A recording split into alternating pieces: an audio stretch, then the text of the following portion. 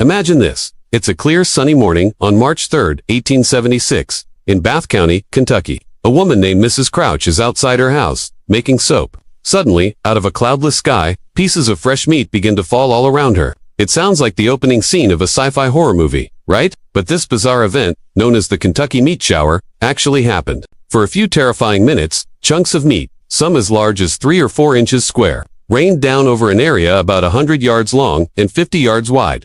Mrs. Crouch described it as looking like flakes of bloody snow. So, what in the world was going on?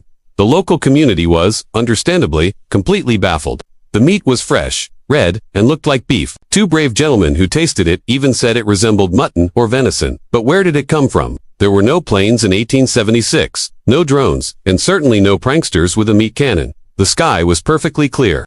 Theories started flying faster than the meat itself. Some people, leaning on old folklore, suggested it was a sign from the heavens, a divine warning, or a bizarre blessing. Others thought it might be nostoc, a type of cyanobacteria that swells into a jelly-like mass when it rains. But it hadn't rained, and this was definitely flesh and blood, not jelly. The story quickly went viral, 19th century style. Newspapers across the country picked it up. From the Louisville Commercial to the New York Times, each offering their own wild speculations. To get to the bottom of it, samples of the mysterious meat were sent to scientists for analysis. One of the first was a man named Leopold Brandeis. He examined a piece under a microscope and declared it was nostoc, the weird space jelly theory. But this didn't sit right with many people. The meat had muscle tissue, cartilage, and fat.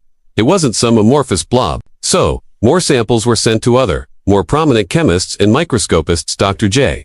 Lawrence Smith of Louisville determined it was composed of lung tissue, connective tissue, and muscle fibers. Another expert, Dr. A. Mead Edwards, president of the Newark Scientific Association, examined preserved samples and confirmed they were, in fact, lung tissue. But from what animal? Edwards initially thought it was from a horse or, strangely, a human infant, due to the structure of the lungs. The infant theory, thankfully, was quickly dismissed, but it shows just how perplexing this was. The definitive analysis came from a man named Dr. L.D. Kastenbein. He was a professor in Louisville and conducted the most thorough investigation. He concluded that the meat was indeed lung tissue, cartilage, and muscle, but he pointed out something crucial that everyone else had missed. This wasn't just one type of meat. He identified tissues from at least 2 different animals, one of which was likely a horse. The mystery just kept getting deeper. How could meat from multiple animals fall from a clear sky? This is where the most widely accepted, and frankly, most logical explanation comes into play. It's also a little bit gross. The theory points to a flock of vultures, or buzzards as they're often called in the region.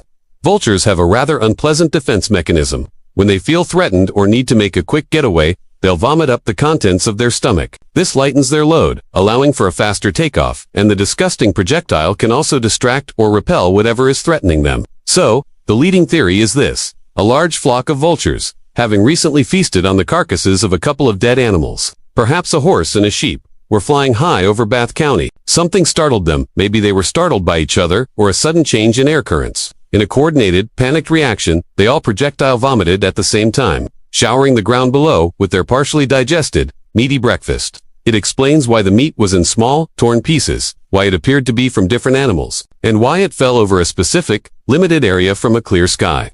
It also explains why some people thought it tasted like mutton or venison. The vultures had likely eaten whatever was available, and the flaky appearance Mrs. Crouch described.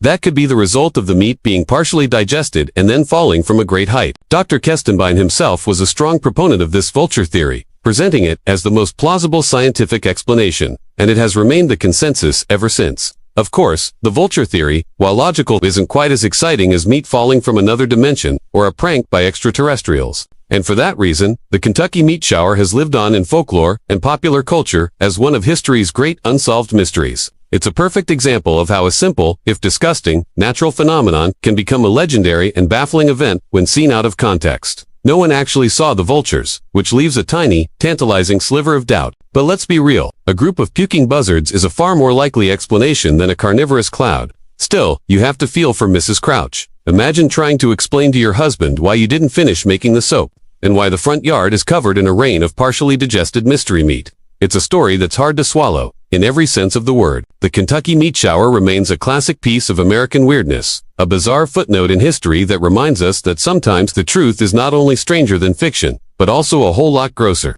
It's a testament to a time when the world still held so many mysteries.